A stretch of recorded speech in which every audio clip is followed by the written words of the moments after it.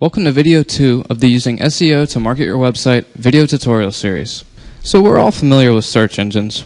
It's actually hard for me to believe these days that I was alive at some point when search engines weren't around and you couldn't just instantly find the answer to any question you had, whether it was trying to find a phone number to a local business or something more informative such as a health article or a how-to guide. In today's information age, search engines are the portals that provide all this information to us.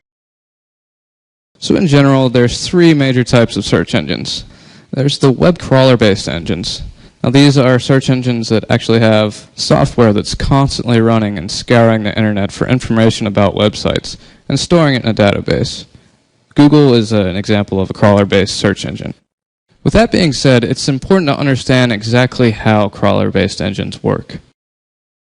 Now in short, there's three main steps to this process. Now the crawler phase, which is also referred to as spidering sometimes, is when the search engine's crawlers, also known as bots or spiders, scour the web from one page to another following link to link to link to link. This is where all those terms crawl and spider and web originate from.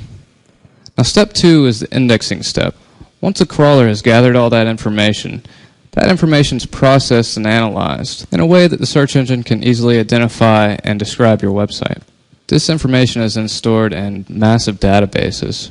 Now, how this information describes your website is very important when it comes to the ranking process, when a list of results is returned by the search engine. And this falls under step 3, the retrieval phase. And this is the point right after you enter your search string and hit the submit button. This is what goes on between the loading time and when the results are returned to you. Now the next type of search engine is the web directory. Now these are a little different because a user actually fills out a form and submits their website URL, a basic description of the website, maybe even some keywords. Now once you submit that form, it sits in an inbox and waits for an editor to come along and review your submission and decide whether or not your site should be listed in the web directory, as well as where it should reside in the directory. An example of a directory search would be Yahoo. And it's important to note that as opposed to web crawler engines, which are constantly revisiting your page and updating their indexes with the new information as your site may change, with web directories, if and when you've been listed, it's very difficult to go back and have your website description changed if your website were to change. Finally, there's the hybrid engines. And these are usually crawler-based engines that still allow a certain degree of manually inserted listings.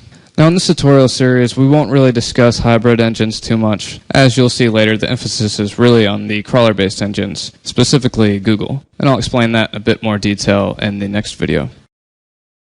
The important concept here is that the crawler-based engines like Google are automated computer engines. There is no human looking at your website and describing it. Web directories, on the other hand, are human-based. And because they're not constantly being rescanned, don't often update or acknowledge changes to a web page.